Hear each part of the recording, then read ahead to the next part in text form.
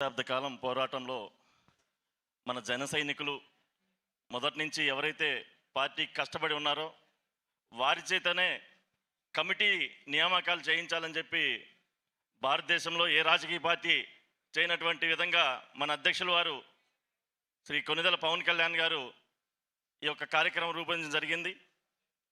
నిజంగా ఒక గర్వంగా ఒక అట్టడుగున ఉన్న కార్యకర్త ఈ రోజున ఎంతో గర్వపడాల్సిన సమయం. ఎందుకంటే ఇలాంటి అవకాశం ఏ పార్టీలో కూడా రాదు. పవన్ కళ్యాణ్ గారు ఎన్నో ఒడిదుడుకులు ఎదురుదెబ్బలు తగిలి ఈ రోజున మనందరినీ కూడా అధికారంలో భాగస్వామ్య విధంగా చేయడం జరిగింది. నిజంగా అది చాలా గొప్ప అదృష్టం. మీ అందరి తరపున ప్రత్యేకంగా పవన్ కళ్యాణ్ గారికి ప్రత్యేకంగా ధన్యవాదాలు తెలుపుతూ పవన్ కళ్యాణ్ గారికి మీ అందరి తరపున చిరు సత్కారం చేసి సార్ని బిగించేయవలసిన కోరుతాం.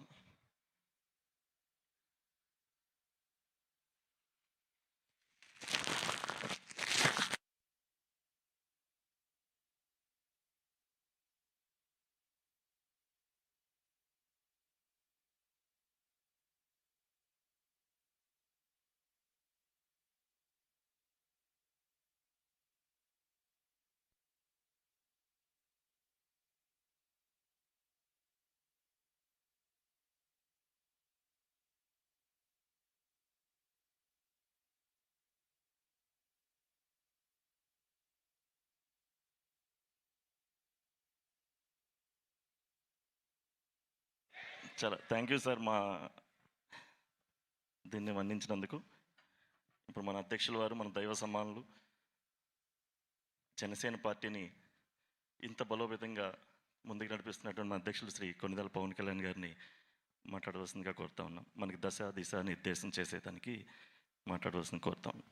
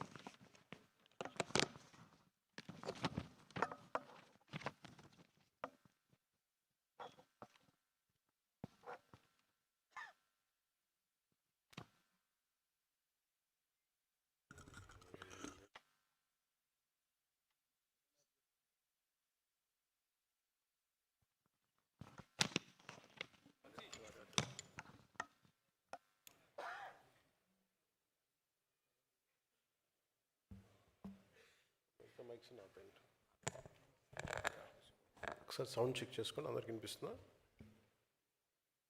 రికార్డ్ సరిగ్గా అవుతుందా లేదు చూడండి. కెమెరాస్కి సౌండ్ కరెక్ట్ ఉంది.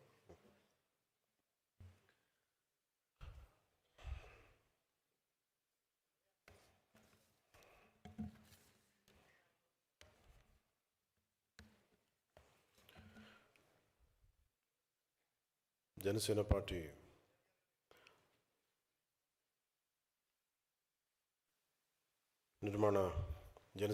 నిర్మాణ సారథుల సమాచార సేకరణ కమిటీ కార్యాచరణ సమావేశానికి వచ్చేసిన జనసేన పార్టీ సీనియర్ నాయకులు, మంత్రులు, ఎమ్మెల్యేలు, పరిశీలకులు, సీనియర్ నాయకులు, సాధక్స్ అందరికీ నా హృదయపూర్వక నమస్కారాలు.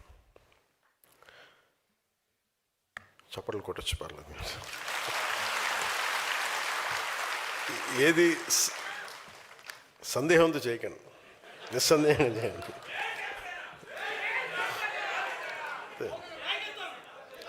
ఇది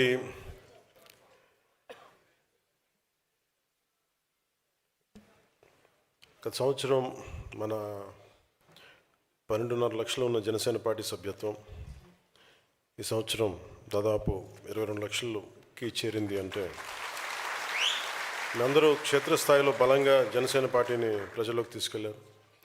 కాకపోతే ఇది నేను ఒక్కడే మాట్లాడితే సరిపోదు. మీరందరూ నన్ను నమ్మి పార్టీని ముందుకు తీసుకెళ్లారు కాబట్టి ఈ ఒక్కడితో మొదలైన ఈ పార్టీ ఈరోజు 22 లక్షల మంది ఉద్యమీలతోటి చాలా ఒక బలమైన సమూహంగా తయారైంది.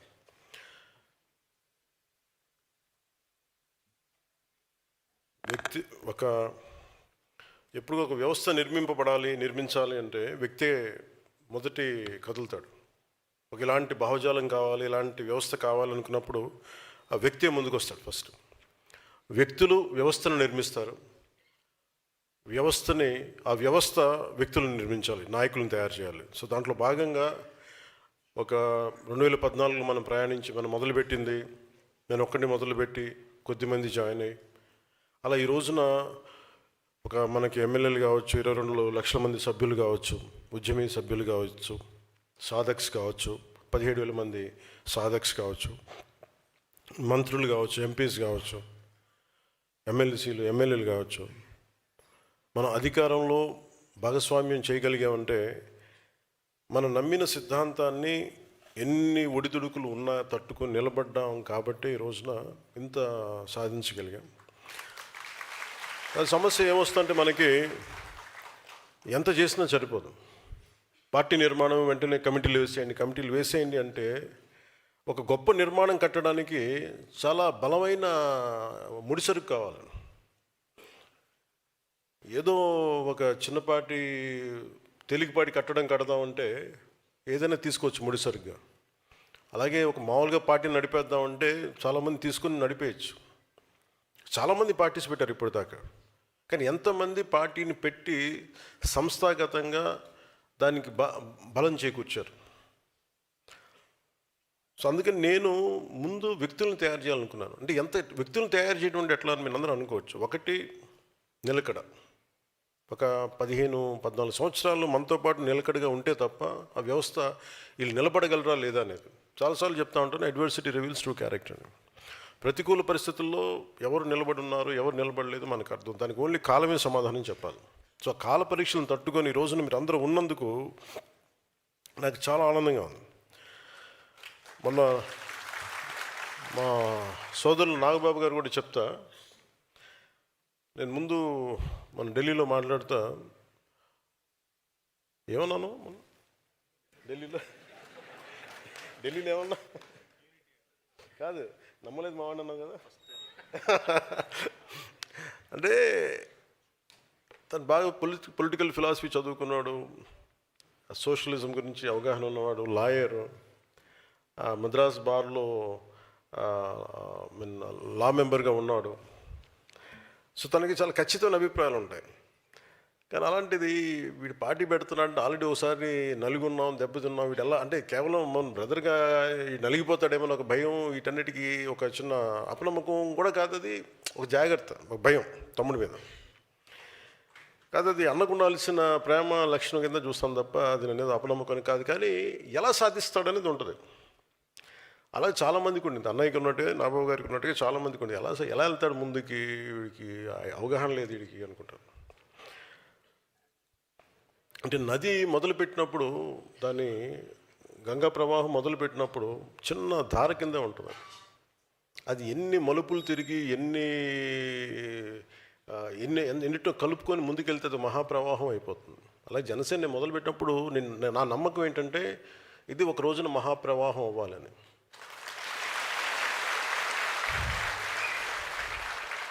కాదు, ఇంకా మనం ప్రవాహం అవ్వాల, ఒక చిన్న పాయి కింద వచ్చాం అంతే. అవుతాం మనందరం కలిస్తే కదా, తలా చేయేస్తేనే కదా. సో అది ఈరోజు మనం మొదలుపెట్టాం. అంటే నేను ఎందుకు ఈజీగా పెట్టేసి ఉండొచ్చు, ఒక 10 మంది నాయకులను పెట్టేసి మీరు నడిపేయండి పార్టీ అంటే నడపచ్చు. ఉదాహరణకి ఇదే మీరు చూడాలంటే ఈ 2008లోనూ నేను యూత్ వింగ్కి, యువరాజ్యంకి నేను అప్పుడు అనుకుని చేసినవి ఇవన్నీ. అంటే ఒక బలమైన పార్టీ ఎలా ఉండాలని చేసుకున్నప్పుడు ఆ రోజు నేను కొంత చేయగలిగాను, కానీ అది యూత్ వింగ్ కాబట్టి నేను మొత్తం అప్లై చేయలేకపోయినా, చేయకూడదు కూడా. కాకపోతే ఆ అనుభవం నాకు చాలా బలం ఇచ్చింది నాకు. ఇప్పుడు మీరు అనుకోవచ్చు, తెలంగాణలో మా నాయకులు ఎవరు లేరు, ఎమ్మెల్యేలు లేరు, ఎంపీస్ లేరు, మరి ఎందుకు ఉంది పార్టీ? ఉన్నది 1,00,000 మందే కావచ్చు 4 కోట్ల జనాభాకి. ఎంత బలంగా మాట్లాడతారు చూడండి. దేనికేనంటే ఒక భావజాలాన్ని నమ్ముకుంటే మనుషులు ఎంత బలంగా కొట్లాడగలరు, ఎంత బలంగా పోట్లాడగలరు అనేది తెలంగాణ జనసేన మనకి యూత్ చూపించారు.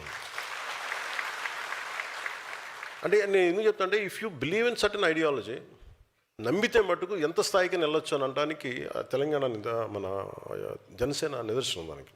ఇంకా అలాంటిది మనకి నమ్మారు కాబట్టి ఈరోజు ఇంతమంది ఎమ్మెల్యేలు ఎంపీలు ఇచ్చారు. ఓడిపోయిన తర్వాత కూడా నిలబడ్డారంటే దానికి ఆంధ్రప్రదేశ్కి నేను మన జనసేనకి నిలబడ్డ మద్దతుదారులకి, మన జన సైనికులకు కావచ్చు, మన వీర మహిళలకు కావచ్చు, నాయకులకి, ప్రతి ఒక్కరికి నిలబడ్డ ప్రతి ఒక్కరికి పేరు పేరున ధన్యవాదాలు తెలుపుకున్నాను. ఇది నా కోరిక ఏముందంటే చాలా సంవత్సరాల నుంచి నేను చెప్తాను, కొంతమంది నాయకులకి చెప్పాను, మీరు అర్థం చేసుకోండి, కొంచెం కమిటీలు వేయండి అని చెప్తా ఉంటాను. సమస్య ఎక్కడ ఉంది అంటే అర్థం చేసుకునే వాళ్ళు లేరు. ఏమంటావు? అదే అంటున్నా, మిమ్మల్ని అర్థం చేసుకునే వాళ్ళ గురించి నేను చెప్పేది. మిమ్మల్ని అర్థం చేసుకునే అంటే ఇప్పుడు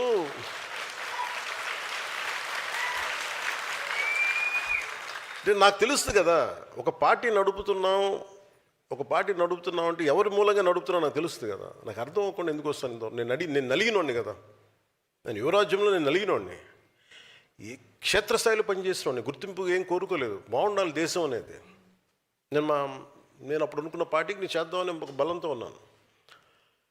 ఇది ఎందుకు సాధక్స్ని ఎందుకు పెట్టానంటే మీరు కన్సిస్టెంట్గా మీరే, అంటే ఉదాహరణకి నేను ఎందుకు ఒక కులానికి ప్రతిపాదించను, ఒక కులానికి ఎందుకు పదే ఎందుకు మాట్లాడతానంటే మీకు మచ్చుతునికి కొన్ని ఉదాహరణలు చెప్తాను.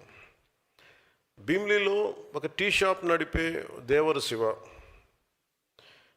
రాజమండ్రిలో యువరాజ్యం నుంచి ఉండిపోయిన ఒక అచ్యుతరాయుడు, అవనగడ్డలో పార్టీ కోసం ప్రభుత్వ ఉద్యోగం వదిలి వచ్చేసిన గుడివాక్ శేషుబాబు కానీ, నరసరావుపేటలో ఒక వెల్డర్ మన మునీఫ్ హసన్ కానీ, చిత్తూరు జిల్లా మాజీ సైనికుడు బి కుమార్ కానీ, అనకాపల్లి ఆటో డ్రైవర్ మట్టు దామోదర్ కానీ, మైసూరావారిపల్లి రాయలసీమలో జనసేన తొలి మహిళా సర్పంచ్ సంయుక్త గారు కానీ,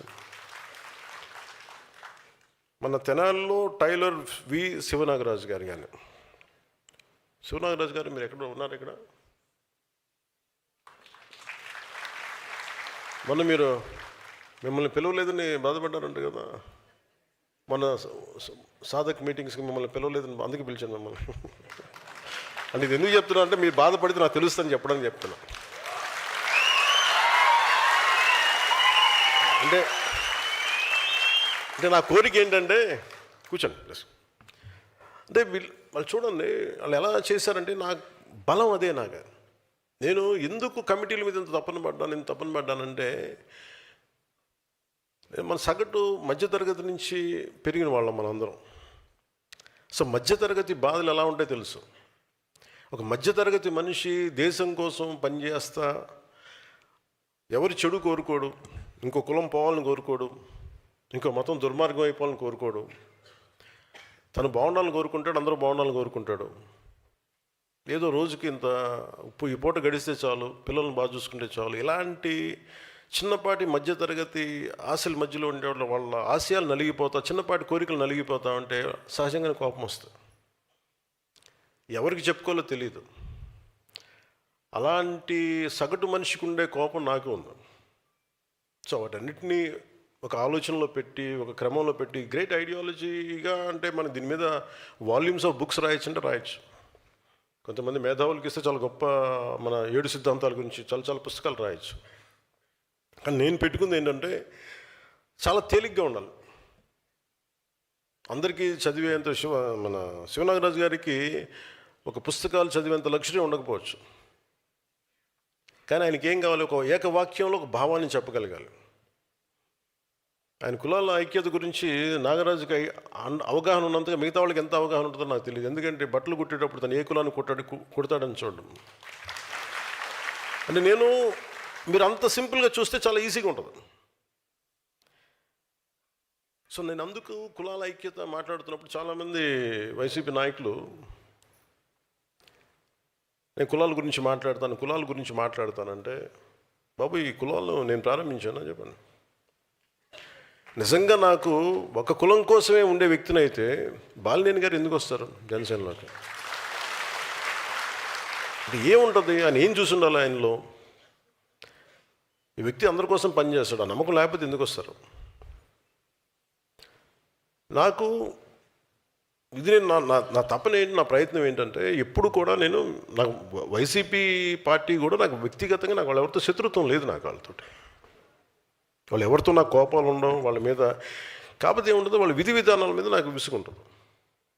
నేను ఏదైనా పాలసీ గురించి మాట్లాడుతున్నప్పుడు వ్యక్తిగత జీవితాలని హననం చేయటం, పర్సనల్గా అటాక్లు చేయటం, దీనివల్ల ఏమైపోద్దంటే ఒకసారి నేను గట్టిగా ఉండమని చెప్తాను, అదే మెత్తగా ఉండాలి. కానీ మరీ ఇంకా మౌనంగా ఉన్నా ఒకసారి ఏమిటో వాళ్ళకి పేటరేగిపోతూ ఉంటారు. ఒకసారి మనం కూడా కొన్నిసార్లు కొన్ని సందర్భాల్లో చాలా ధీటుగా సమాధానం చెప్పాల్సిన అవసరం ఉంది. ఎదుటి వ్యక్తి మాట్లాడే విధానాన్ని బట్టి మనం కూడా చెప్పాల్సి వస్తుంది. మన ఈ మధ్య నానాజీ గారు మాట్లాడింది చూశాను. అంటే అలాంటిది అంటే అందరూ ఆయన అంటాం మీరు ఎక్కువ మాట్లాడేశారు మాట్లాడుతూ ఉంటే నేను మీరు ఎంత మాట్లాడారు మీకు చెప్పాలి, వీడియోస్ పంపించాలి మీకు. నేను నానాజీ గారు వాళ్ళు మాట్లాడితే కూర్చోబెట్టి మేము ఎంకరేజ్ చేసాం. కానీ మీరు ఎన్ని మాటలు మాట్లాడారు? ఆయన ప్రాంతంలోనే ఉండే ఒక వైసీపీ ఎమ్మెల్యే ఏం మాట్లాడారు మీరు? మేము మర్చిపోయాం అనుకుంటున్నావా? అంటే మీరు నోరు ఉన్నప్పుడు, మీ అధికారం ఉన్నప్పుడు మీరు ఇష్టానికి మాట్లాడేస్తారు. అప్పుడు మీకు అధికారం లేకపోయినా మీరు 11 సీట్లు వచ్చినా మీరు ఇంకా ఇష్టానికి మాట్లాడుతున్నారు. అది గొప్పతనం మీలో. I have to appreciate your commitment. వాళ్ళని చూసి మనం చాలా నేర్చుకోవాలి కదా. వాళ్ళు ఎంత కమిట్ 11 వచ్చినా మేము తగ్గమంటున్నారు. మీరు తగ్గకండి, మీరు ఒకటి వచ్చినా తగ్గకండి, అలాగే ఉండండి.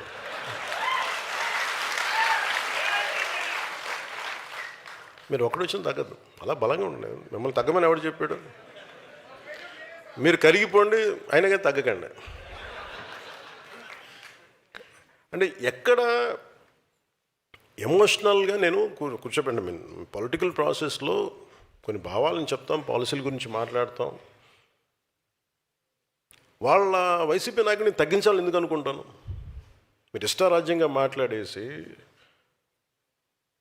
గౌరవ ముఖ్యమంత్రి చంద్రబాబు గారి మిస్సెస్ గురించి మాట్లాడేసి ఇష్టారాజ్యంగా మాట్లాడి అసలు మేమేం మాట్లాడదు. మీరు ఇప్పుడు సడన్గా కూర్చోబెట్టి మీరు మహానుభావుల్లో అయిపోయాం మేమందరం ఇష్టానికి తిట్టేసి ఒక 10-12 సంవత్సరాలు సడన్గా మీకు రియలైజేషన్ వచ్చింది ఈ రోజున మీకు.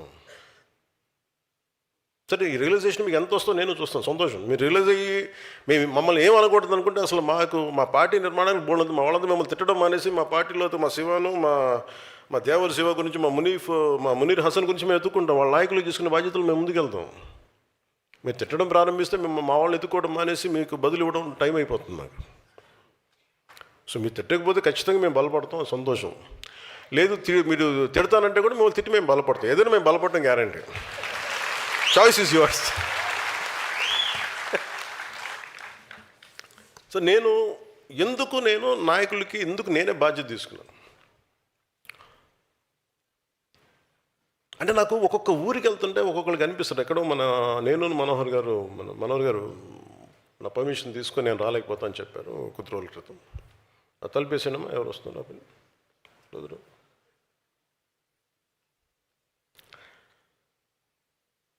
ఒక హుద్హుద్ తుఫాన్ అప్పుడు మేము వెళ్తూ ఉంటే మన శ్రీకాకుళంలో ఒక అబ్బాయి 22-23 ఉంటాయి. మాకు 10 కేజీలు బియ్యం కాదన్నా 10 సంవత్సరాల భవిష్యత్తు కావాలి. అంటే యువత తాలూకు కోపాలు, యువత తాలూకు వాళ్ళు ఏం అడుగుతున్నారు? జీవనం అడుగుతున్నారు. కేవలం మనం ఉచితాలు అడగట్లే యువత. ఉచితాలు ఎవరికి కావాలి? నిజంగా నిస్సహాయ పరిస్థితిలో ఉన్న వ్యక్తుల సమాజానికి ఉచితాలు కావాలి, ఖచ్చితంగా కావాలి. అలాంటి స్కీమ్స్ ఉండాలి. లేదంటే మనకి దివ్యాంగులకి పెన్షన్స్ పెరగాలంటే 5,000 కాదు, 4,000 కాదు, మనం 10,000 పెంచాం మన ప్రభుత్వం వచ్చాక. ఇలాంటివన్నీ ఉండాలి. ఎప్పుడు వెల్ఫేర్ స్కీమ్స్కి జనసేన ఎప్పుడు వ్యతిరేకం కాదు, ఉండాలి. కానీ వెల్ఫేర్ స్కీమ్స్ మీదే మనం ప్రభుత్వాన్ని నడిపేస్తాం, ఓట్లు వస్తాయంటే దాని మీద ఓట్లు పడవు అని అనటానికి క్లాసిక్ ఎగ్జాంపుల్ వైసీపీ. మేము బటన్ నొక్కేస్తాం, మీకు వెల్ఫేర్ స్కీమ్స్ పడతాయి, మీకు డబ్బులు వచ్చేస్తాయి అంటే కరెక్టే. హాస్పిటల్స్ ఇన్ఫ్రాస్ట్రక్చర్ వదిలేశారా మీరు? బటన్ నొక్కాం డబ్బులు పడ్డాయి అంటారు, కరెక్టే. మీరు హాస్పిటల్ ఇన్ఫ్రాస్ట్రక్చర్ వదిలేశారు. గవర్నమెంట్ హాస్పిటల్స్ ఎక్కడున్నాయి ఇప్పుడు అంత అద్భుతంగా? ఇప్పుడు తప్పని పెడతా ఉన్నాం ఎన్డీఏ ప్రభుత్వం వచ్చాక. ఎన్ని గవర్నమెంట్ హాస్పిటల్స్కి వెళ్తే క్వాలిటీ అత్యంత అద్భుతంగా ఉంటుంది. వై షుడ్ గో టు మనం ఎందుకు ప్రైవేట్ హాస్పిటల్స్కి వెళ్ళగలిగే పరిస్థితులు ఎందుకు ఉండాలి? మన గవర్నమెంట్ హాస్పిటల్స్ కూడా బాగుండాలి కదా. తమిళనాడులో బాగుంటాయి, పాండిచ్చేరిలో కానీ. ఒక నిర్ణీతమైన ఒక పర్టికులర్ సంఖ్యాబలం ఉన్న జనాభాకి ఎన్ని హాస్పిటల్స్ ఉన్నాయి మనకి. గవర్నమెంట్ హాస్పిటల్స్ ఏవి పని చేస్తున్నాయి? గవర్నమెంట్ హాస్పిటల్స్కి ఒక ఎంఆర్ఐ స్కాన్ ఇస్తే అది మెయింటైన్ చేయగలుగుతున్నారా లేదా? డాక్టర్స్కి జీతాలు పెంచే పరిస్థితులు ఏదైనా ఉన్నాయా? ఎందుకు గవర్నమెంట్ హాస్పిటల్స్ వదిలేసి ప్రైవేట్ హాస్పిటల్స్కి వెళ్తున్నారంటే జీతాలు పెరగవు.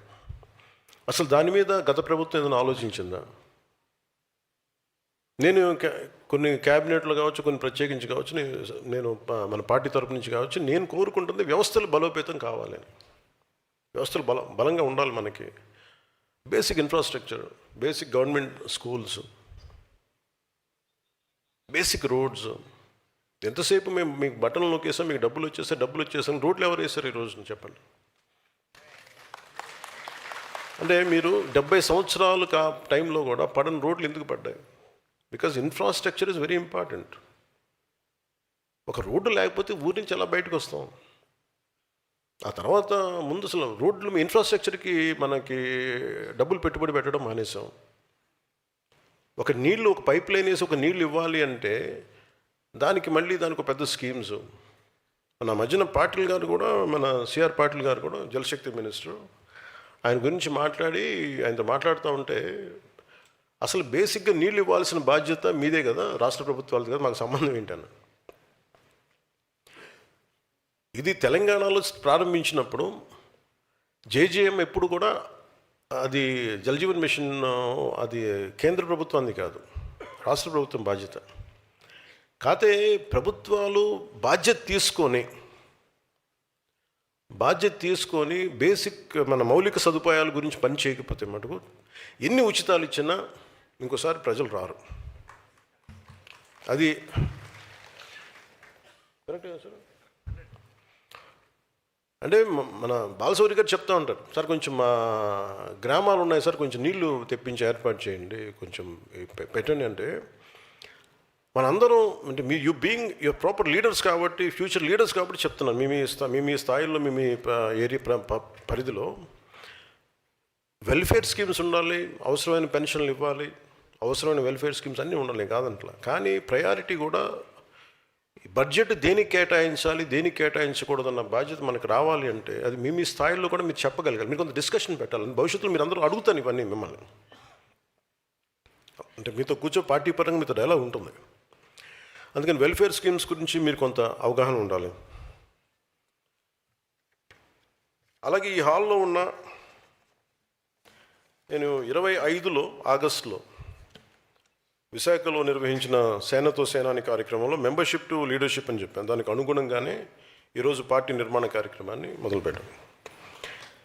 ఇది ఎలాగా ప్రతి సభ్యుడు, జనసేనలో ఉండే ప్రతి సభ్యుడు ఒక ఉద్యమైన పదం కూడా చెప్పాను చాలాసార్లు. ఉద్యమం అంటే ఒకడు ఉద్యమించేవాడు, ఒక భావానికి, ఒక భావజాలానికి దాన్ని నడుము బిగించి ముందుకెళ్ళేవాడు వ్యక్తి, రెస్పెక్ట్ అది జెండర్ న్యూట్రల్. అది అలాగే పార్టీని ప్రజల్లోకి తీసుకెళ్ళి కొత్త సభ్యుల్ని ప్రభావితం చేయగలిగి పార్టీలో తీసుకొచ్చే మొదటి స్థాయి నాయకుడే సాధక్.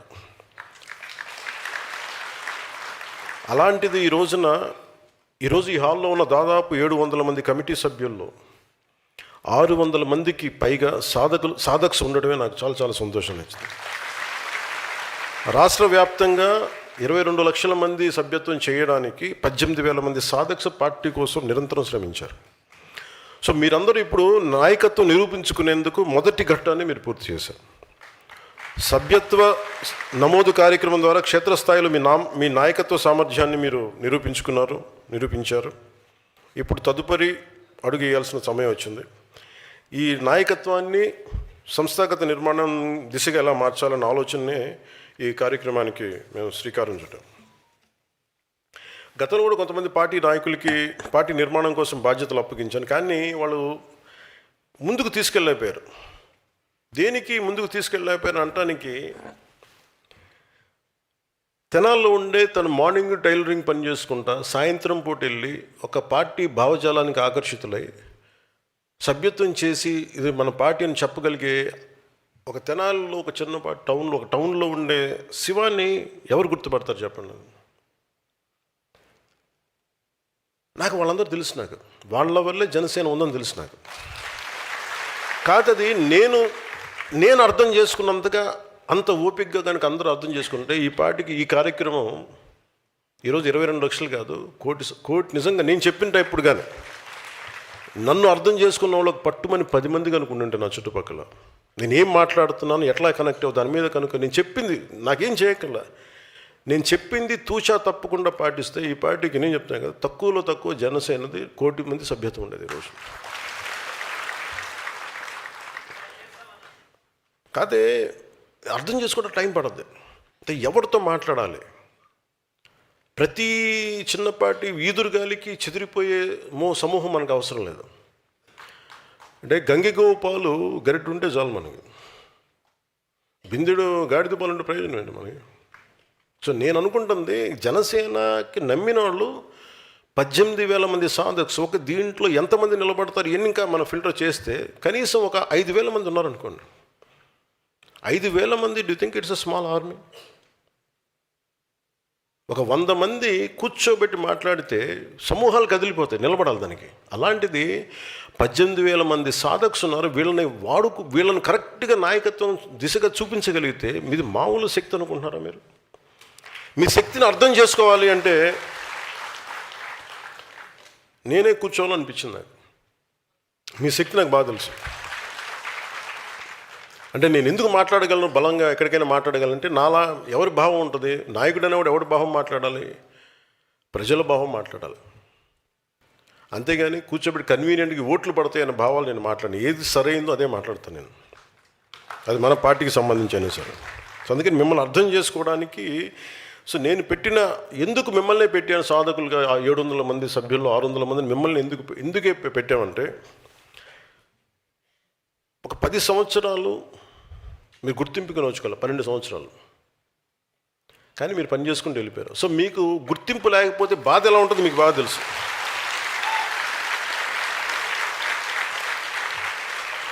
సో మీరు ఎవరు పని చేసేవాళ్ళు, ఎవరు పని చేయని వాళ్ళు, మళ్ళీ మీరు కూడా లేదు మళ్ళీ మీరు, నేను అందుకనే చాలా క్లియర్ కట్గా చెప్పాను, సమాచార సేకరణ కమిటీ మాత్రమే ఇది ప్రత్యేక, ఎందుకంటే సమాచారం సేకరించడం మీ బాధ్యత. సో ఇది నేను ప్రత్యేకించి చెప్పి నేను దీంట్లో ఏం చేశానంటే, మీకు మీ నియోజకవర్గాల్లో కావచ్చు, మీ మండలాల్లో కావచ్చు, పంచాయతీల్లో కావచ్చు, మీరు ఉండే పార్లమెంట్లో కావచ్చు, ఏ వ్యక్తి పని చేస్తాడు, ఏ వ్యక్తి పని చేయడు, మన పరిశీలకులుగా పంపిస్తున్న మన ఎంపీలు కావచ్చు, ఎమ్మెల్సీలు కావచ్చు, ఎమ్మెల్యేలు కావచ్చు, సీనియర్ నాయకులు వాళ్ళకి తెలియజెప్పాలి. మీరు ఒకసారి మీరు అర్థం చేసుకోగలరు. అందుకని వీరు ముందున్నా కానీ వెనకాల రక్షణ కవచం లాగా మీరే ఉన్నారు. అంటే ఎవరిని ముందు అందుకని మిమ్మల్ని చాలా చాలా నమ్మి పెట్టాను మిమ్మల్ని. సో నేను ఎలా చేస్తున్నాను దీనికంటే, పార్టీ కోసం అంకిత భావంతో పనిచేసి సామర్థ్యం ఉండి బాధ్యతలు స్వీకరించేందుకు ఆసక్తి ఉన్న సాధక్స్, జన సైనిక్స్, వీర మహిళలు కావచ్చు, వారి అందరి వివరాలు సేకరించేందుకు ఈ జనసేన పార్టీ సారథుల సమాచార సేకరణ కమిటీని ఏర్పాటు చేశాం. ప్రతి పార్లమెంట్ నియోజకవర్గానికి 28 మంది సభ్యులతో ఈ కమిటీని ఏర్పాటు చేశాం. ప్రతి పార్లమెంట్ నియోజకవర్గానికి ఒక పరిశీలకుడు, 3 సీనియర్ నాయకులు, 3 సీనియర్ సాధక్స్, వీరితో సమన్వయం చేసి 21 మంది సాధక్స్, మొత్తం 28 మంది సభ్యులతో ఈ కమిటీ పనిచేస్తాయి. వీరికి సహకారం అందించేందుకు మళ్ళీ మీరు ఇచ్చిన ఇన్ఫర్మేషన్ మళ్ళీ అటు ఇటు దారి మళ్ళకుండా, ఇది ఏ బాక్సుల్లోకి వెళ్ళిపోతే అసలు రీచ్ అవుద్దా లేదా అన్న మళ్ళీ అష్యూరెన్స్ ఇవ్వడానికి మళ్ళీ నా ఆఫీస్ తరపు నుంచి, నా ప్రెసిడెంట్ సెక్రటేరియట్ తరపు నుంచి ఒక 5 మంది సపోర్ట్ టీంని పంపిస్తున్నాయి, 28 మంది కాకుండా. ఎందుకంటే మీరు సేకరించే పత్రాలు కనుక మీరు మన శివ లాంటి వాళ్ళు కానీ, మన మునీర్ హసన్ లాంటి వాళ్ళు, డి కుమార్, మట్టు దామోదర్ లాంటి వాళ్ళు, అలాగే మన సర్పంచ్ సంయుక్త, ఇలాంటి ఎంతోమంది ఉన్నారు. వీళ్ళందరినీ మళ్ళీ గుర్తిస్తారా, మళ్ళీ వరవడిలో పోద్దా, ప్రవాహంలో పోద్దా అని మిస్ అవ్వకుండా మళ్ళీ నేను కూర్చోబెట్టి చేశాను. అది మళ్ళీ నా దగ్గరికి వచ్చేలాగా, ఎందుకంటే దీన్ని మళ్ళీ కూర్చోబెట్టి మిమ్మల్ని మళ్ళీ పిలిచి మళ్ళీ దాన్ని సార్టింగ్ అవుట్ కూడా మళ్ళీ మిమ్మల్ని పిలిపిస్తాను ప్రతి పార్లమెంట్కి కూడా. ఈ కమిటీల ప్రధాన బాధ్యత నాయకుల్ని ఎంపిక చేయడం కాదు, సమాచారాన్ని చాలా పారదర్శకంగా సేకరించడం మాత్రమే. ఇప్పుడు ఉదాహరణకి నేను శివ గారి పేరే తీసుకున్నా, తెనాలి శివనాగరాజు గారి పేరుని తీసుకున్నట్టే. ఈ పేరు నా దగ్గరికి ఎలా వస్తుంది అనుకుంటున్నారు? నా చెవులు ఎప్పుడు క్షేత్రస్థాయిలో పెట్టుంటాను, ఎవరు పని చేస్తారు ఏం. సో నాకు అందుకు అనిపించింది, అందుకని నాకు చాలా పేర్లు ఉన్నాయి, అని అన్నీ చదవట్లేదు కానీ చాలా పేర్లు ఉన్నాయి. అంటే నేనేమన్నానంటే వాళ్ళు మనకు తెలియాలి కదా అన్న. సో వాళ్ళు అలాంటి వాళ్ళు మీరు గుర్తించగలరు మీలా కష్టపడ్డ వాళ్ళని. అందుకని మిమ్మల్ని ప్రత్యేకించి మీకు ఆ బాధ్యత మీ అందరికీ. కొంతమంది కమిటీల జాబితాను రిలీజ్ చేసిన తర్వాత కొంతమంది నాయకులు నాతో కొన్ని మెసేజెస్ పంపించారు. ఈ కమిటీలో ఉన్న వాళ్ళు మాకు తెలియదు, వాళ్ళు ఎక్కడ పనిచేశారో మాకు తెలియదు, మీకు నచ్చిన వాళ్ళతోనే కమిటీస్ ఏర్పాటు చేశారా అని కొన్ని ప్రశ్నలు వచ్చినాయి. ఈ కమిటీల ప్రధాన బాధ్యత పార్టీ కోసం నిస్వార్థంగా కష్టపడిన నాయకులు, సాధకులు, జన సైనికుల వివరాలను సేకరించడం, నా పరిశీలనకు పంపించడమే తప్ప. అలాగే వీళ్ళందరూ ఎన్ని సంవత్సరాల నుంచి పనిచేశారు, ఉన్న 700 మందిలో 600 మందిని చేయడానికి ఒక ఫార్మాట్ తీసుకున్నాం. ఎన్ని సంవత్సరాల నుంచి ఉన్నారు, ఎంత సభ్యత్వం చేశారు, ఎన్ని సంవత్సరాలుగా వీళ్ళు ఒడిదుడుకులు ఎదుర్కొన్నారు, వీటన్నిటిని ఒక బేరీ చేసుకొని ప్రమాణంగా తీసుకొని చేసుకుంటూ వచ్చాం. కొంతమంది నేను ఇంకా మిస్ అయ్యి వచ్చామో కానీ ముందు ఇది సేకరణ కమిటీయే కాబట్టి మ్యాక్సిమం జనంతో మమేకమైన వాళ్ళు కావాలని చెప్పి ఆ బాధ్యతగా తీసుకున్నాం. మళ్ళీ పాయింట్ ఆఫ్ కాంటాక్ట్స్ కానీ అక్కడ ఉన్న ఎమ్మెల్యే ప్రతినిధులు కానీ పదవులు అనిపిస్తున్న వాళ్ళని తీసుకున్నాం. ఎవరు పదవులకి రావాలన్నా అది ఒక బాధ్యత. సో అది మీరు నిర్ణయించాలి, భవిష్యత్తులో సాధక్స్ నిర్ణయించాలి. సో ఎవరు ఎన్ని సంవత్సరాలుగా అంటే మీరు వెళ్ళినప్పుడు మీరు విషయ సేకరణ ఎలా ఉండాలి, ఎవరు ఎన్ని సంవత్సరాలుగా మీలాగా పార్టీ కోసం పనిచేశారు, ఎలాంటి ఉద్యమాల్లో ఎలాంటి పార్టీ కార్యక్రమాల్లో పాల్గొన్నారు, ఏమన్నా ఉద్యమాల్లో పాల్గొన్నారా, వారికి ఎలాంటి సమర్థత ఉంది, ఏ బాధ్యతపై ఆసక్తి ఉంది, గతంలో వారు పార్టీకి వారు అందించిన సేవలేంటి, ఇలాగ ఒక ప్రొఫార్మా నేను మీకు పంపిస్తాను. దానికి అనుగుణంగా మీరు సమాచారం సేకరించండి. అలాగే ఈ కమిటీలో ఉన్న ప్రతి ఒక్కరికి మీ విధి విధానాలు, కార్యక్రమ నిర్వహణ మీద స్పష్టంగా మీకు చాలా క్లియర్ కట్ గైడ్లైన్స్ మీకు అందజేయడం జరుగుతుంది. ఇది జనసేన పార్టీ నిర్మాణానికి ఒక రూల్ బుక్. ఇది దానికి అనుగుణంగానే మీరు సమాచారం సేకరించాలి. మీరు సేకరించిన సమాచారం నా పరిశీలనకి తీసుకురావడమే మీ బాధ్యత. మీరు అందించే సమాచారం ఆధారంగా పార్టీ ముఖ్య నాయకులతో చర్చించి, మీతో చర్చించి, ఆ తర్వాత ఎవరికి ఏ స్థాయిలో పార్టీ బాధ్యతలు కేటాయింపై తుది నిర్ణయాన్ని మనందరం కలెక్టివ్గా కూర్చొని తీసుకున్నాం. అంటే నాకున్న సమస్య కూడా ఏంటంటే మీ నియోజకవర్గంలో, మీ మండలంలో, మీ గ్రామంలో ఎలాంటి గుర్తింపు ఆశించకుండా సంవత్సరాల తరబడి పార్టీ కోసం కష్టపడుతున్న జన సైనికుడిని ఎవరో కూడా మనం గుర్తించలేకపోతే పార్టీని సంస్థాగతంగా ఎలా నిర్మించగలం? Thank you. మీ చేతలాగా కరెక్ట్ అనిపించడం చేస్తాను. ఎందుకంటే బాగాలేదనుకోండి మీరే తిడతారు నన్ను, అందుకని కాదు. అని కళ్ళు మూసిపోయి నేను కనిపించవయ్యాన్ని నాకు అనిపిస్తాయి. కాదే సహాయం ఒక్కడిని ఎన్ని పనులు చేయగలను చెప్పండి. అంటే పార్టీ కోసం పనిచేసే కార్యకర్తలు గుర్తించే నాయకత్వం లేకపోవడంలో స్వయంగా నేను ఈ ప్రక్రియను ప్రారంభించాను. సరిపోవట్లా.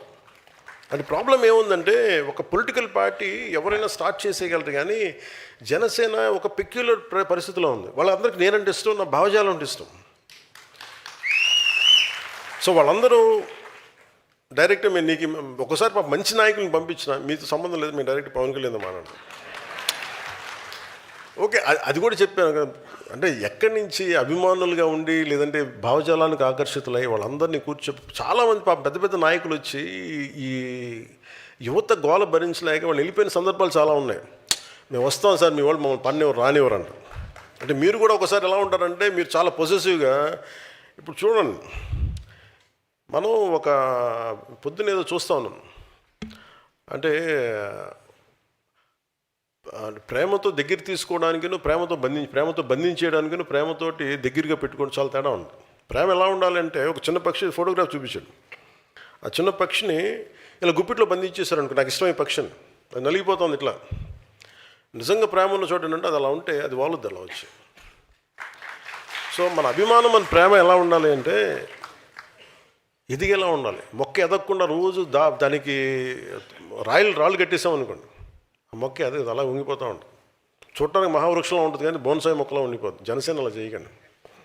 అదో మహావృక్షం, అది ఎలా ఎదగనివ్వండి. ఎదిగితే ఆ కొమ్మల మీద మీరు అందరూ కూర్చోవచ్చు. సో అందుకనే ఈ కమిటీలో ఉన్నవారు ఎవరు కూడా బయట నుంచి వచ్చిన వ్యక్తులు కాదు, క్షేత్రస్థాయిలో పార్టీ సభ్యత, ఇందాక చెప్పినట్టుగా పార్టీ సభ్యత నమోదు కార్యక్రమాన్ని విజయవంతంగా చేసిన నాయకులు వాళ్ళు, ప్రజల్లోకి పార్టీని తీసుకెళ్ళిన వాళ్ళు, ఎలాంటి పదవులు లేకపోయినా, ఎలాంటి గుర్తింపు కోసం ఆశించి పనిచేయాలి, గుర్తింపు ఉన్నా లేకపోయినా పర్లేదు, మా జనసేన కోసం నేను పనిచేసిన వాళ్ళు, వాళ్ళని తీసుకున్నాను. ఈ కమిటీలో ఒక ఆటో డ్రైవర్ దగ్గర నుంచి ఒక టీ షాప్ నడిపే వ్యక్తి ఉన్నారు, గృహిణి ఉన్నారు, రోజువారీ కూలీ చేసుకుంటూ పార్టీ కోసం పనిచేసిన వ్యక్తులు ఉన్నారు. ఇలా వివిధ వర్గాలకు చెందిన పార్టీ కోసం నిస్వార్థంగా శ్రమించిన మన జన సైనికులకి, వీర మహిళలకి అవకాశం కల్పించాం. అందుకే ఈ కమిటీలు వ్యక్తులను చూసి ఏర్పాటు చేసినవి కావు, పనిచేసిన వారిని గుర్తించి ఏర్పాటు చేసిన కమిటీస్ అవి. ఈరోజు మనం అధికారంలో ఉన్నామంటే మనకున్న 21 మంది ఎమ్మెల్యేలు, 2 ఎమ్మెల్సీలు, 3 ఎంపీలు, 3 మంత్రులు, దాదాపు 3,500 పైగా నామినేటెడ్ పదవులు ఉన్నవాళ్ళు, దాదాపు 3,000 మంది స్థానిక సంస్థలో వార్డు మెంబర్ నుండి జడ్పీటీసీ స్థాయిలో ఉన్నారంటే దానికి కారణం వ్యక్తిగత గుర్తింపు కోసం కాకుండా పార్టీ సిద్ధాంతం కోసం నిలబడిన జన సైనికులు, సాధక త్యాగం. ఇప్పుడు ఆ త్యాగానికి, అంకిత భావానికి సంస్థాగత గుర్తింపు ఇచ్చే సమయం వచ్చింది. ఈ కార్యక్రమం కేవలం కమిటీల నియామకం కాదు, జన సైనికుల నుంచే భవిష్యత్ జనసేన నాయకత్వాన్ని నిర్మించే ఒక బలమైన ప్రక్రియ అది. సో నేను మొదలుపెట్టినప్పుడు ఇల్లు దూరం, చీకటి, గాఢాంధకారం అని చెప్పాను. నాకు తెలియదు, అంటే అంత అయోమయంగా ఉండేది. నాకు ఎలా స్టార్ట్ చేయాలంటే అదే కరెక్ట్. అంటే సో మీకు కొన్ని నేను పంచుకుంటాను మీతోటి. ఓకే, మేజర్ చెప్పగలిగింది ఇదే, మిగతా అని చెప్తాను. నేను ఇంకోటి ఏం చేద్దాం అనుకున్నానంటే, నాకు ఒకటి చెప్పి కీలకమైంది. ఈ రోజున 18,000 మంది సాధక్స్ ఉన్నారు. 18,000 మంది సాధక్స్. యు ఆర్ ఫస్ట్ లీడర్, అంటే ఫస్ట్ ప్రైమరీ లీడర్షిప్ మీదే పార్టీది. You are leaders. అంటే మొదటి లైన్ అండ్ లెంత్లో నిలబడే నాయకత్వం మీదే. అండ్ దట్స్ వై యువర్ సాధక్స్. అంటే మీరు 18,000 మంది తలుచుకుంటే జనసేన నిర్మాణం ఎలా ఉంటుంది మీరు ఊహించుకోగలరా? నాకు ప్రాణాలు వద్దు, పని చేయండి చాలు. మళ్ళీ నాకు ఆ బరువు నాకు ఎందుకు, ఇంట్లో అంత తిడతారు నన్ను. నాకు ప్రాణాలు వద్దు, పని చేయండి చాలు. అంటే మనం ప్రాణాలు ఇచ్చేంత గొప్ప విలన్స్ కూడా అక్కడ లేరబ్బా. అక్కడ అంత గొప్ప వ్యక్తులు ఉంటే ఇప్పటి సమాజం వేరుగా ఉండేది కదా. అంటే ఇది సరే కొన్ని చెప్పి మనం 18,000 మంది ఉన్నారు కదా. నేనేం చెప్పానంటే, మొన్న కమిటీస్ వేసినప్పుడు నా కోరిక 18,000 మంది సాధక్స్ని నేను ఇలా కలవాలని చెప్పాను. నా ఫస్ట్ గోల్ అది. అలాగే మనం ప్రతి ఒక్కళ్ళకి, అంటే ప్రతి ఊర్లో, ప్రతి పార్లమెంట్లో, ఇక్కడ వేదిక పైన ఉన్న నాయకులకి సపోజ్ ఒక బాధ్యత చెప్తే వాళ్ళు కనీసం ఒక 2,000 మంది తెలిసి ఉండాలి. రేపు పొద్దున ఎవరైనా, ఉదాహరణకి మన బొమ్మిడి నాయకుని కానీ పంపించింది నెల్లూరు, పంపిస్తున్నప్పుడు ఆయనకి దాదాపు ఒక 2,000 మంది తెలియాలి. ఇది అయిపోయే లోపు, ఎక్సర్సైజ్ కంప్లీట్ ఎక్సర్సైజ్ అయిపోయే లోపు. నాగబాబు గారిని అరకు పంపిస్తున్నా. కూర్చోబెట్టడానికి కొంచెం ప్రేమగా మాట్లాడగలడు, ప్రకృతి ప్రేమికుడు, మొక్కల్ని సంరక్షించేవాడు. అందుకే మీరు ఆయన్ని అంటే చాలా ఆలోచించి పంపించాం ఒక్కొక్కరిని కూడా. మన పల్నాడికి మన బాలినేని గారు కరెక్ట్ అనిపించింది నాకు. అంటే బ్రహ్మనాయుడు నేలకి మన బాలినేని గారి కరెక్ట్ అనిపించింది. కాకినాడ తట్టుకోవాలంటే మన సామినేని గారు కరెక్ట్ అనిపించింది. అసలు ఒక్కొక్కరిని నేను ఒకటి 10 సార్లు ఆలోచించి మిగతా వాళ్ళతో మాట్లాడి, అన్ని నిర్ణయాలు ఎందుకు తీసుకుంటున్నా, 10 సార్లు మాట్లాడి, కింద క్షేత్రస్థాయిలో మాట్లాడి, ఒక్కడికి అన్నీ ఏం తెలుస్తాయి చెప్పండి, అందరితో 10 మందితో మాట్లాడాలి కదా. అలాగే మన దుర్గేష్ గారిని అమలాపురం పంపితే బంధువులు ఎక్కువ ఉండి మళ్ళీ ఏం జరుగుతుందో తెలియదన్న, మొహాట పడతారేమో అనిపించలేదు. అంటే సరదాగా చెప్తున్నాను. కానీ ఒకసారి మొహాటాలు ఉండి మనోడేనండి కొంచెం పెట్టేయండి అంటే కనుక మొహాట పెట్టి పెట్టేస్తారా. సో ఇవన్నీ ఇట్లా ప్రతిదీ ఆలోచించి, అంటే నేనేం చెప్పానంటే, అన్నీ మీరు రైట్ చేయాలి, 100% రైట్ చేయాలని నన్ను ఆలోచించకండి. ఒక ప్రయత్నం మొదలు పెడతాం. అంటే అంబేద్కర్ గారు చెప్పింది constitution is a living document. దాన్ని ముందుకు తీసుకెళ్లే వ్యక్తుల స్పిరిట్ని బట్టి ఉంటుంది ఇంటర్ప్రిటేషన్ ఆఫ్ ద డాక్యుమెంట్. అందుకని ఇట్స్ కాల్డ్ లివింగ్ డాక్యుమెంట్. అలాగా మన పార్టీ నిర్మాణం 100% intention is extremely right. So నాయకులకు కూడా మిమ్మల్ని ఒకసారి చూస్తే, మీరు మనం ఎదురుబెదురుగా కూర్చొని ఒకసారి మనం మాట్లాడుకుంటే, అంటే మీరు ఎంత నిలబడ్డారో మన వాళ్ళకి తెలిస్తే దాని తాలూకు విలువను మరింత ఇనుమడింపు చేయగలరు నాయకులను. అందుకని వారి ముందు నేను తీసుకుంటున్నాను.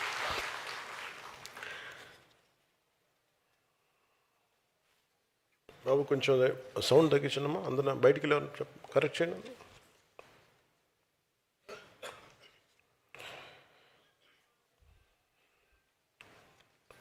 అంటే ఈరోజు జనసేన పార్టీ నిర్మాణ సారథుల సమాచార సేకరణ కమిటీ ఏర్పాటు, నా మాటని చాలా క్షుణ్ణంగా తీసుకోండి, అంటే జాగ్రత్తగా వినండి. ఈరోజు మీరు ఎవరినైతే తీసుకుంటున్నారో ఈ నిర్మాణ సారథుల సమాచార సేకరణ, భవిష్యత్ ఆంధ్రప్రదేశ్ నాయకత్వం ఇక్కడి నుంచే వస్తుంది బలవంతం. అన్ని స్థాయిల్లో అంటే వ్యవస్థలు బలోపేతం చేయాలి అంటే వ్యక్తులు లేనిది వ్యవస్థను బలోపేతం చేయలేం. ఎలాంటి వ్యవస్థ, బలమైన వ్యవస్థ కావాలంటే బలహీనుల చేతుల వ్యవస్థ పెడితే వీగిపోద్ది. అంటే మీరందరూ నలిగారు, పుష్కర కాలం పైన నలిగారు మీరందరూ. సో మీరు ఏ పనులు చేస్తున్నారు, మీరు శ్రామికుల, మీరు ఏ పని చేస్తారు నాకు అది మీ దేశానికి పనికొచ్చే ఒక బలమైన రిసోర్సా లేదని చూస్తాను, అంతే చూస్తున్నాను మిమ్మల్ని. ఇలాగా మీకు బాధ్యతలు అప్పచెప్పే ఇవన్నీ కూడా మేజర్గా కులాలు మీకు భవిష్యత్తులో చాలా ఎక్కువ వస్తాయి మీకు ఇవన్నీ. ఇది మటుకు మీరు ఒక కీలకమైన మీరు అర్థం చేసుకొని ముందుకెళ్ళాలి. నేను ఆల్వేస్ బిలీవ్, అంటే నేను నా పూర్తి నమ్మకం నాకు దేశమే. నాకు కులం అనేది మనకు సామాజిక చిత్రపటం, అది మన సామాజిక సత్యం, అదొక సోషల్ రియాలిటీ. దాన్ని మనం నేను మార్చాలని ప్రయత్నం చేయను, సరిదిద్దాలని కూడా ప్రయత్నం చేయను. కులాల ఐక్యత అనేది ఎందుకు పదే మాట్లాడుతుంటారు, చాలామంది మాట్లాడుతూ ఉంటారు, చూస్తూ ఉంటాను. పవన్ కళ్యాణ్ నుంచి కులాల గురించి తెగ మాట్లాడతాడు అందరినీ. అంటే నేను చెప్పాను, నేను ఎప్పుడు కులం కార్డు తీసుకుని నేను ఎప్పుడు పాలిటిక్స్ చేయను కూడా భవిష్యత్తులో. నేను రాష్ట్రం బాగుండాలి లేదా దేశం బాగుండాలి, మానవత్వం చచ్చిపోకూడదు, ఈ మూడింటి మీదే ఉంటుంది. కులం ఎప్పుడు కూడా ఇంటి గడప లోపల ఆగిపోవాలి, నేను కోరుకునేది అదే. గడప దాటామా మన సంస్కృతి, మన భాష, మన ధర్మాలు అవి బాధ్యత అవ్వాలి. ఇంకొక 10 అడుగులు వేసామా మానవత్వం, దేశమే గుర్తుకుండాలి.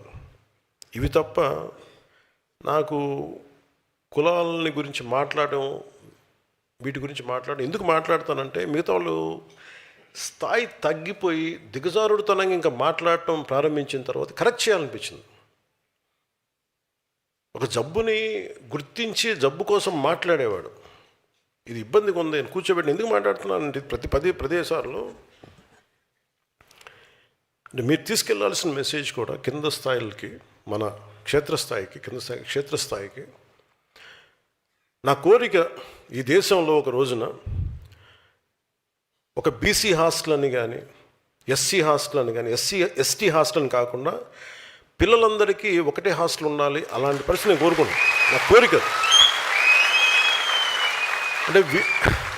అంటే ప్రభుత్వాలే సంవత్సరాలుగా, దశాబ్దాలుగా పిల్లలు, మనం చిన్నప్పుడు మీరు ఊహించండి, మీరు ఒకసారి వెనక్కి వెళ్ళి చూడండి, మనం ఆడుకునేటప్పుడు, మన స్కూల్కి వెళ్ళేటప్పుడు మన ఫ్రెండ్స్ ఎవరు, మనం ఎప్పుడు ఆలోచించం. ఓట్లకి రాగానే అన్న ఆ వీధిలో అన్న మన దళిత సోదరులు అన్న నమస్కారం పెట్టన్నాను, అన్న ఇటు వెళ్ళినా మన కాపు సోదరులు అన్న ఇటు దండం పెట్టన్నాను అన్న, అటు మన విశ్వకర్మ సామాజిక వర్గం అన్న ఆ సోదరులకు దండం పెట్టాను. అన్నీ విడగొట్టి మాట నాకు చిరాకు ఉంటుంది ఒకసారి వినటానికి. అదే నేను కులాలను బేస్ చేసుకుని నేను లేను. మేము రాజకీయం అలాగే నడుస్తే నాకు తెలియదు, కానీ ఎవరో ఒకళ్ళు ఎక్కడో చోట ప్రయత్నం అయితే మొదలు పెట్టాలి. ఒకసారి మనం మాట్లాడుతున్నప్పుడు కులాల్ని కలపడానికి తప్ప విడగొట్టడానికి అయితే నేను చేయను. ఎందుకంటే నేనేమంటానంటే ఎవరి కాస్ట్ ఐడెంటిటీ నేను మార్చలేను, నాకు తెలుసు అది. అంటే ఈ మధ్యన నేను రమేష్ గారికి రాజ్యసభ పెట్టినప్పుడు ఎంతమంది ఎన్ని రకాలుగా దాని మీద అసలు ఒక నెల రోజులు గొడవ జరిగింది, ఇంకా జరుగుతుంది నాకు తెలియదు, ఇంకా జరుగుతూనే ఉండాలి నాకు తెలిసి. నేను ఒక వ్యక్తిని ఎలాగ నేను నిర్ధారిస్తాను, ఎందుకు ఇస్తాను? మరి శివ గారిని గుర్తించినట్టుగానే, మునీర్ని గుర్తించినట్టుగానే రమేష్ గారిని కూడా అలాగే గుర్తిస్తాను నేను. అలా గుర్తించకపోతే తప్పు చేసిన అవుతాను కదా. అంటే నువ్వు కూర్చోబెట్టి ఇప్పుడు నిజంగా మనతో పాటు ఒక 10 మంది ఉండి ఆయనతో సరిసమానంగా కొద్దిమంది ఉండి అలాగే పనిచేసి వాళ్ళెవరూ లేకుండా ఆయన ఒక్కరికి ఇచ్చామంటే అర్థం ఉంది. అందరూ వెళ్ళిపోయిన తర్వాత ఆయనకి ఇస్తే ఇప్పుడు బాధపడే ప్రయోజనం ఏంటి అంటాను. సో ఇది కొన్నిసార్లు నేను మాట్లాడుతాను బలంగా, అంతేగాని దాన్ని కూర్చోబెట్టి మీ పొలిటికల్ గెయిన్స్ కోసం జనసేన అంటూ అది రైట్ కాదు. మెయిన్గా మీకు భవిష్యత్తులో వచ్చేది కూడా చెప్తున్నాను. మొన్న రాజమండ్రిలో మీరు కొంతమంది చూసే ఉండొచ్చు, రాజమండ్రి వచ్చినప్పుడు చాలామంది బీసీ నాయకులు చాలామంది నా దగ్గరికి వచ్చారు. ఈవెన్ తెలంగాణలో కూడా సామాజిక తెలంగాణ అని మాట్లాడుతూ ఉంటారు. ఎందుకు ఇన్ని బలమైన కులాలుండి ఎందుకు అధికారంలోకి రాలేకపోతున్నాయి అని మాట్లాడుతూ ఉంటే బీసీ నాయకులందరికీ చెప్పాను. దాదాపు 105 కులాల పైన ఉంటాయి బీసీ సామాజిక వర్గాలు అన్నీ కలిపి. ఒక్కొక్క కులంలో కొన్ని ఉపతెగలు ఉంటాయి. కాపుల్లో బలిజ, తెలగ, ఒంటరి ఇలాంటి సమూహాలు. మొన్న మాట్లాడినందు ఏంటి కోపం చెప్పండి వీళ్ళందరికీ. మాకు సంఖ్యాబలం ఉంది, మాకు ఎవరు ఇవ్వట్లేదంటే మిమ్మల్ని మీరు అడిగే స్థితిలో ఎందుకు పెట్టుకున్నారు? మిమ్మల్ని మీరు ఒకళ్ళు ఇచ్చే పరిస్థితులు ఎందుకు పెట్టుకున్నారు? మిమ్మల్ని మీరు అంటే మీకు ఐక్యత లేదు. మీకు ఐక్యత లేనప్పుడు ఏం జరుగుతుంది? బీసీ నాయకులు కూడా అదే చెప్పాను. నేను ఇవ్వడానికి నేనెవరన్నాను? మా బీసీలని చేయాలంటే బీసీలని చేయడానికి నేనెవరన్నాను? పవన్ కళ్యాణ్ ఎవడు? పవన్ కళ్యాణ్ దిగొచ్చాడండి. అసలు మీరు ఎవరిని కూడా 50% ఉన్న బీసీ కులాలన్నీ కూడా అసలు మీకు ఎవరైనా ఇవ్వాల్సిన అవసరం ఏముందంట? మీరు అందరూ కలెక్టివ్గా ఉంటే మీరు 10 మందికి ఇవ్వగలిగే పరిస్థితుల్లో మీరున్నారు, మీరు ఉండాలి. కానీ మీరు ఎంతసేపు దేహి అని మీరు ఎందుకు అనుకుంటున్నారు? మీరు అంటే మీకు ఏం జరుగుతుందంటే మీరు గొడవలప్పుడు మటుకు అందరికి ఏకమవుతున్నారు, కానీ నిజంగా ఎప్పుడైతే ఓట్లు రావాలో అప్పుడు మటుకు మీరు నాయకత్వం లోపం కావచ్చు, రకరకాలుగా ముక్కలుగా విడిపోయి ట్రెడిషనల్ పార్టీస్కి మీరు వెళ్ళిపోతున్నారు. ఇది రీజన్. అది తెలంగాణ కావచ్చు, ఆంధ్ర కావచ్చు. ఇప్పుడు దామోదరం సంజయ్ గారు నేను పదే చెప్తున్నాను, ఆయన దళిత కులానికి చెందిన నాయకుడు, గొప్ప నాయకుడు. ఆయన నాయకుడు అనేవాడు ఎలా ఉండాలి? అన్ని కులాలకి ఆమోదయోగ్యమైన నాయకుడు, అంగీకారయోగ్యమైన నాయకుడు కావాలి. అది మిగతా కులాలు కూడా సాధించగలగాలి. అది కాపుల్లో కావచ్చు, బీసీ కులాల్లో కావచ్చు, యాదవ, గౌడ, సెట్టిబల్జీ కులాల్లో కావచ్చు, ఇచ్చేది అన్ని బీసీ కులాల్లో కావచ్చు, ఎస్టీ కులాల్లో కావచ్చు, దళిత కులాల్లో కావచ్చు. అది వచ్చిన రోజునే చాలామంది నాయకులు ఇప్పుడు తెర వెనక్కి కూర్చోబెట్టి ఇప్పుడు అలాంటప్పుడు మీరు కనుక మీరు బలపడితే మీకు వైసీపీ లాంటి పార్టీ మీకు అవసరం ఉండదు. నాలాంటి తిట్టాల్సిన అవసరం కూడా మీకు ఉండదు.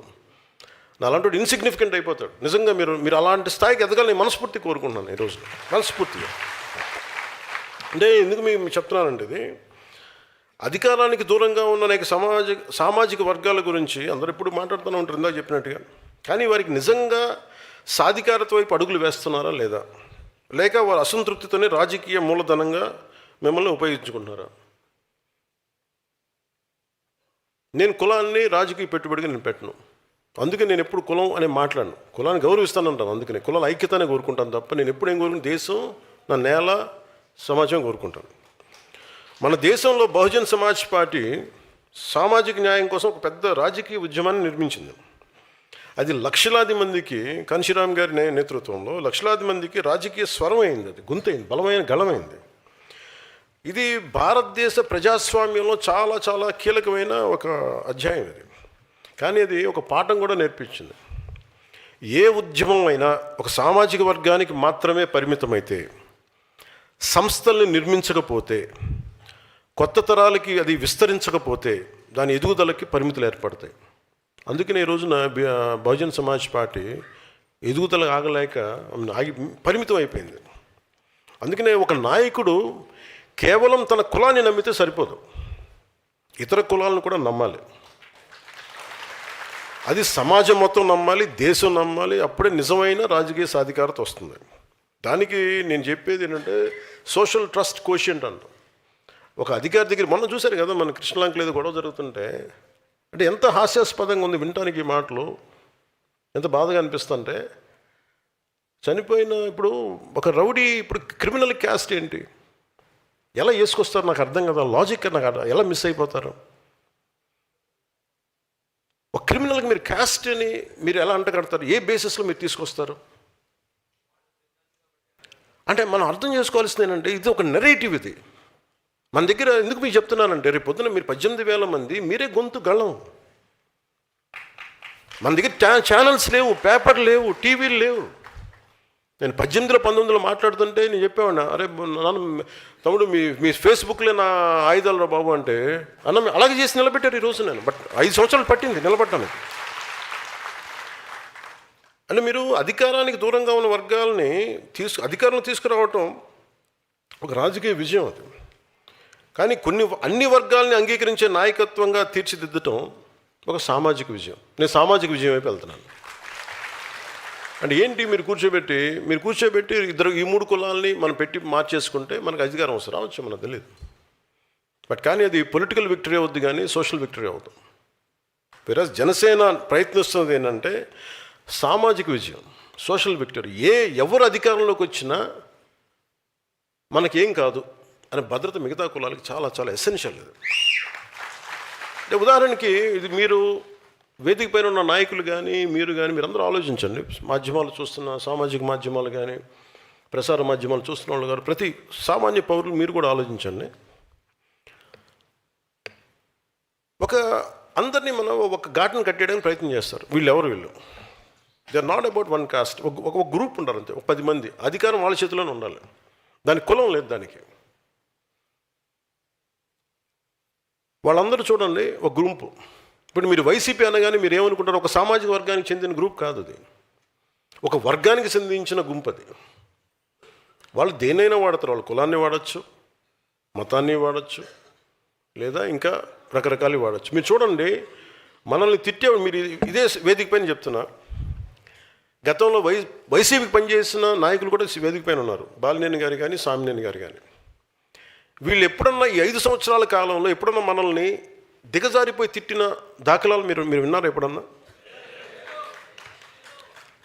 మరి వాళ్ళల్లో మన ఉదాహరణకి బాలినేని గారే, మన సామినేని గారే కరుడు కట్టిన కాంగ్రెస్ వాది. ఆయన జీవితం అంతా కాంగ్రెస్తో గడిచింది. ఆయన రావడానికి 100 ఆలోచించారు. సహజమైన లాయల్టీ కాంగ్రెస్ వైపే ఉంటుంది. కానీ దాన్ని దాటుకొని వచ్చారంటే ఆయనకు అర్థమవుతుంది ఇది రైట్ కాదని. దాని బాలినేని గారు, మన రాజశేఖర రెడ్డి గారు చనిపోయినప్పుడు ఆయన కోసం వాళ్ళ నాయకులు, మన గత ముఖ్యమంత్రి కోసం ఆయన రాజీనామా చేశారు. మన మంత్రి, క్యాబినెట్ మినిస్టర్గా ఉంది. అంటే అలాంటి వ్యక్తి బయటకు వచ్చిన దాంట్లో కులం ఎక్కడుంది అంటున్నాను నేను.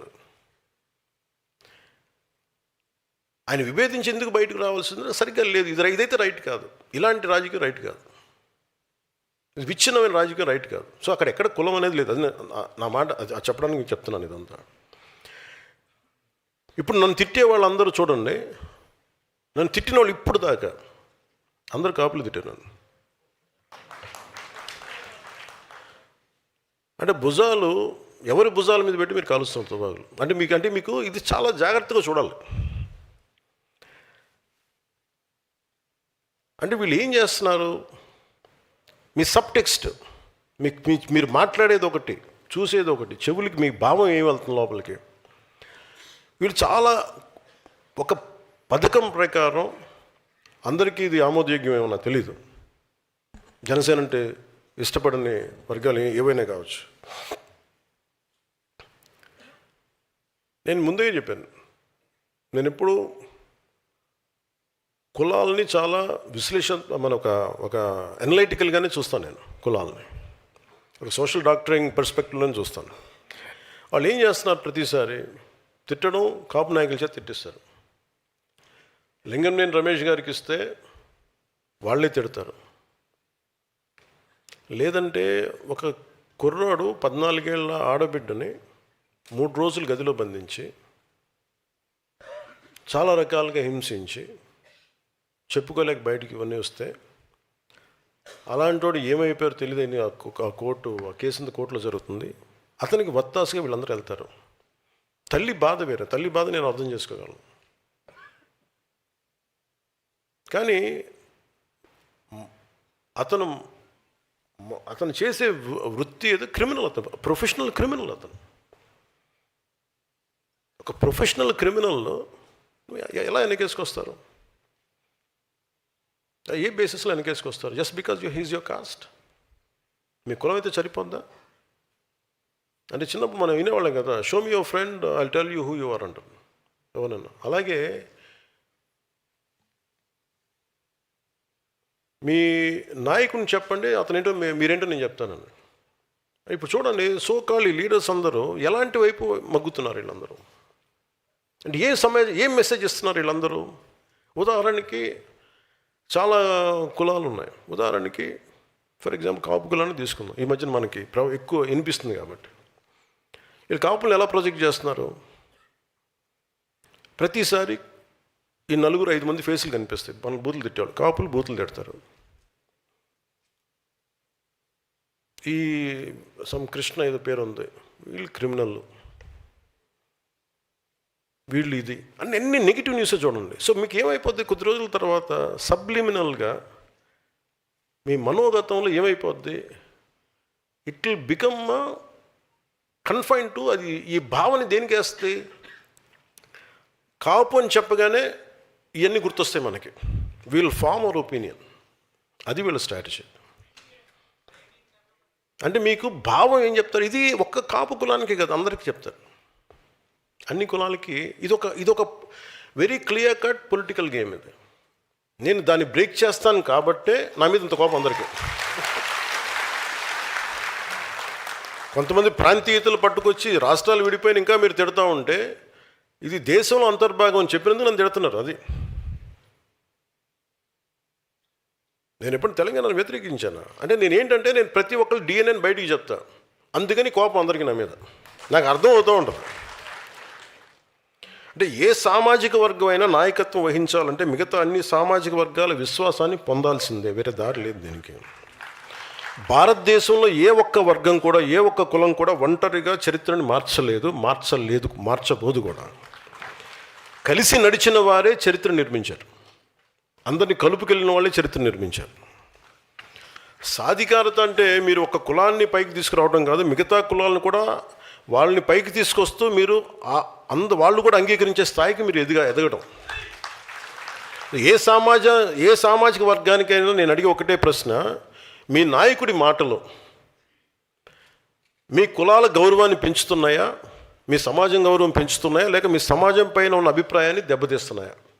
ఇది ప్రతి కులం మీరు చూసుకోవాల్సిందే. మీరు ఒక వ్యక్తి చేసిన తప్పు, ఒక కులం చేసిన తప్పు ఎలా అవుద్ది? అంటే నేను అందుకే చెప్తాను, నువ్వు నాయకుడిని చూపించి నీ భవిష్యత్తుని ఏంటో నేను చెప్తాను. నువ్వు ఎవరిని నమ్ముతున్నాడు దాన్ని బట్టి నీ భవిష్యత్తు ఉంటుంది. ఇలాగ బూతులు తిట్టేవాడు నమ్మితే 11కి వచ్చారు, 151కి వస్తారు.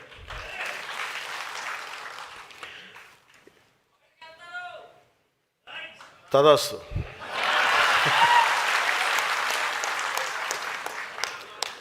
నీలో అమోఘమైన తపోశక్తి ఉంది, నువ్వు సాధించుగా.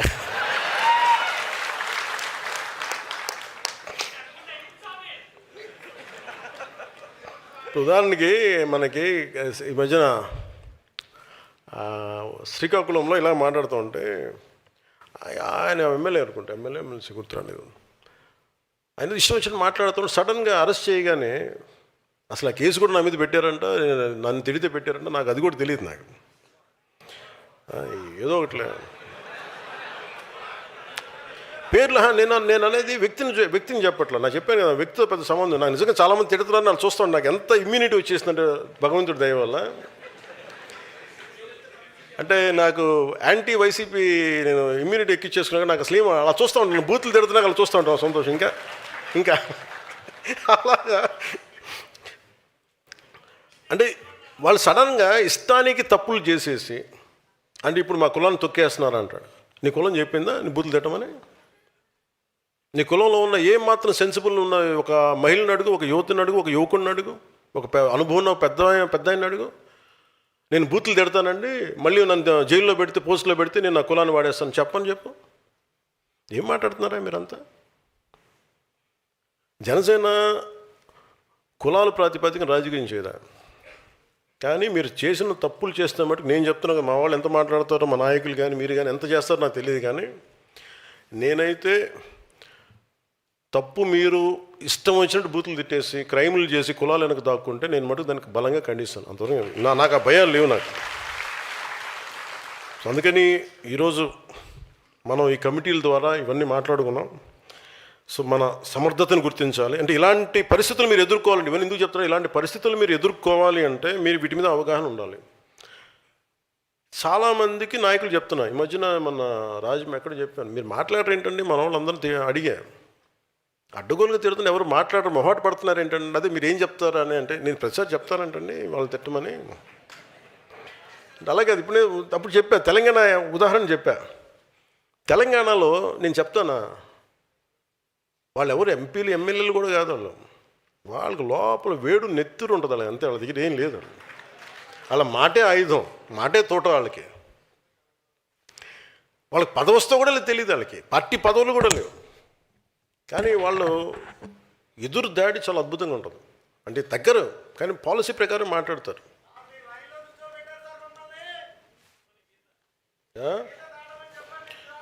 గీత అదే ఇష్టం వచ్చినట్టు గీత దాటే కూడా అదే చెప్పేది అదే కదా.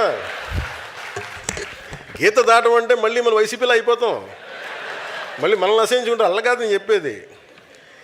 ఎవడికి ఎంత శిక్ష పడాలో అది అందరూ ఆనందించి కరెక్ట్గా మాట్లాడాడు అనిపిస్తుంది. అంటే శిక్ష వేస్తే ఎలా ఉండాలి అంటే, మాట్లాడితే ఎలా తూకం వేసినట్టు ఉండాలి. అంటే ఒక అక్షరం మొక్క ఎక్కువ ఉండకూడదు, ఒక అక్షరం మొక్క తక్కువ ఉండకూడదు, కరెక్ట్ కొట్టడం అన్నమాట. మీకు ఆ దాని మీద మాట్లాడి మీరు అందరినీ ఒక మూకమ్మని తిట్టేయకూడదు. ఎంచుకోండి, ఎనలైజ్ చేయండి, ఒక్కొక్క వ్యక్తిని ఎనలైజ్ చేయండి. ఈ వ్యక్తి ఇలా మాట్లాడాడు, దాని మీద రాసుకోండి, చిన్న చరిత్ర రాసుకోండి. ఏం మాట్లాడితే బాగుంటుంది, ఎలాగా మాట్లాడితే కరెక్ట్ కూర్చుంటాడు. మీరు అలా అందరూ మాట్లాడబట్టే కదా ఎక్కువ పాపం మాట్లాడే వాళ్ళందరూ చిచి వాళ్ళ జోలికి వెళ్ళకూడదని చెప్పి మనకి ఇన్స్ట్రక్షన్. ఇప్పుడు వాళ్ళకి ఏంటో సడన్ రియలైజేషన్ వచ్చింది, మీకు మాకు సంబంధం లేదండి. సంతోషం మాకు, ఐఎమ్ ఎక్స్ట్రీమ్లీ హ్యాపీ అబౌట్. అంటే నేను చెప్పదలుచుకుంది ఏంటంటే, మీరు అలాంటి స్థాయిలో దిగి ఇలా మాట్లాడితే, అంటే మాకు మా నానాజీ గారు, నేను అనేది ఎంకరేజ్ చేయను. పాపం ఆయన ఎన్నోసార్లు ఇది చేస్తే నానాజీ గారు పాపం ఆయన ఏదో ఒకసారి మాట్లాడితే ఎన్నిసార్లు కొన్నిసార్లు నేను ఆయన కూర్చోబెట్టి మీరు తప్పుని అలా మాట్లాడి చెప్పిన సందర్భాలు చాలా ఉన్నాయి. ఎవరా చేతులు కట్టక్కర్లా. అంటే ఒకటేంటంటే మీరు ఎలా తయారవుతున్నారండి అందరూ కూడా. లేదంటే మన పార్టీ సెంట్రల్ ఆఫీస్ నుంచి ఏం రావాలండి, సెంట్రల్ ఆఫీస్ నేను తెలంగాణ యువతకి చెప్తానండి, సెంట్రల్ ఆఫీస్ నుంచి చెప్పమని వాళ్ళు చెప్పం. భావం కదలాలి లోపల. అంటే ఇప్పుడు నాకుంటుంది, నేను వెళ్ళి ఏదన్నా ఇప్పుడు నాకు సమస్య వచ్చింది, ఎవరికైనా నష్టం వచ్చింది, వెంకయ్య నాయుడిని చంపేశారు, నాకు చెప్పాలా? నాకు నాయకుడిగా నాకు కదలాలి కదా, నాయకులకి నేను చెప్పాలా, కదలాలి కదా. వెంకయ్య నాయుడిని మన గిద్దలూరులో క్షోభ పెట్టి చనిపోతే నాకెవరు చెప్పలేదు కదా. నేనే రకరకాల న్యూస్లో చూసుకుని నేనే బయలుదేరిపోయాను. అలాగే ఎంత మాట్లాడాలి, ఎంత మాట్లాడకూడదు, ఎంత మాట్లాడాలి పరిస్థితులను బట్టి మీరే కొన్ని బేరీ చేసుకోండి. అప్పుడే కదా మీకు నాయకత్వం అంటే ఏంటి, కూర్చోబెట్టి సభలకు వచ్చి తెల్ల చొక్కా తెల్ల ప్యాంట్లు వేసుకొని రావడం కాదు, లేదా నాలాగే ఇలా కూర్చొని రావడం కాదు. బాధ్యత తీసుకోండి. మీరు అది కనుక మీకు అలవాటు అయిందనుకోండి, you will have your independent thinking with in the party line and length. Party line and length మీకు తెలుసు కదా నేను ఎంత మాట్లాడుతానో. నా లైన్ అండ్ లెంత్ మీకు అర్థం కాదు. నేను ఎప్పుడన్నా బూతులు పెడతాను, ఏదో ఒకసారి ఏదో కొడుకులారా ఒక పదం మాట్లాడాను ఒకసారి, దానికి ఈ మధ్యన వాళ్ళు బాధపడుతున్నారు, ఇదివరకు నువ్వు బూతులు మాట్లాడామంటే కరెక్ట్ ఎప్పుడు మాట్లాడా. మీరు 18 మందిని మీ జైలు వేసి తొక్కి మమ్మల్ని రాత్రులు పగలు హింసించి ఇంకా మాకు 2.5 సంవత్సరాలు 3 సంవత్సరాలు మీరు హింస చూపించిన తర్వాత అప్పుడు చేయాల్సి వచ్చింది తప్పలా. అప్పుడు కూర్చొని శాంతి వచనాలు చెప్పడం సంతోషం అండి, చాలా ఆనందంగా ఉందని మీరు తిట్టినందుగా చెప్తాం, అదే చేస్తాం. చాలా హ్యాపీ అండి, మీరు భలే తిడతారు, భలే ఎలా సార్ మీరు ఎలా నేర్చుకుంటారని రాత్రికి అంటాం అన్నాం కాదు. అలా అని చెప్పి మీరు కూర్చోబెట్టి నోటికి ఏదో వచ్చినట్టు మాట్లాడితే నాకు అర్థం ఉండక్కర్లా. మీరు మాట్లాడేదానికి పాలసీ ప్రకారం మీరు ఖచ్చితంగా విమర్శించండి, మేము కరెక్ట్ చేసుకుంటాం. మీరు మమ్మల్ని విమర్శిస్తే మీరు ఏ తప్పులు చెప్తున్నారో పాలసీలు అవి కరెక్ట్ చేసుకొని నెక్స్ట్ టైం మేము రావడానికి ప్రయత్నం అదే కదా చేస్తాం. మేము తప్పులు చెప్పాలి, మాకు తప్పులు చేస్తే మేము తప్పులు సరిదిద్దుకుంటాం. అలా కాకుండా మీరు కూర్చోబెట్టి మీరు ఇష్టానికి తిట్టేస్తున్నాం ఇది అని అంటే అది సబబు అనిపించుకోదండి. వైసీపీ నాయకులందరికీ చెప్తున్నాను.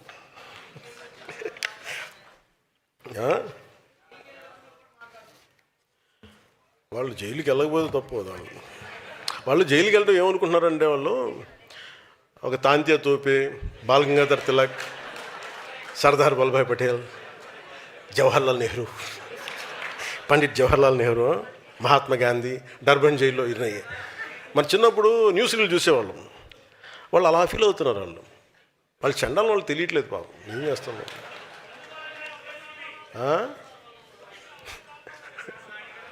అంటే అలాగా సదన్ అంటే ఇవన్నీ అంటే మనం పొలిటికల్ ప్రాసెస్లో అన్నీ అర్థం చేసుకోవాలి. మీరు పాలసీ పరంగా మాట్లాడాలి, ధాటికి ఎదుర్కోవాలి, ధీటుగా నిలబడాలి, అన్నీ ఉంటేనే హీజ్ అ లీడర్. సో మీ 18,000 మంది అలాంటి నాయకులు కావాలని మనస్ఫూర్తిగా కోరుకుంటూ మన నాయకత్వాన్ని తయారు చేస్తున్న ఒక వ్యవస్థ నిర్మిస్తున్నాం.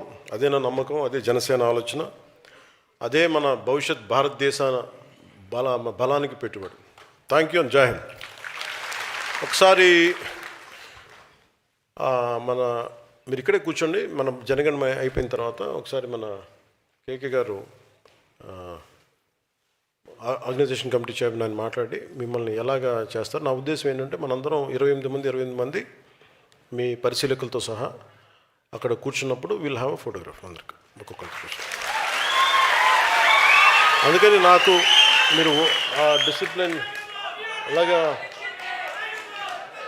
కేకేగా అలాగే మీరు ఒక్క నిమిషం ఇది అదే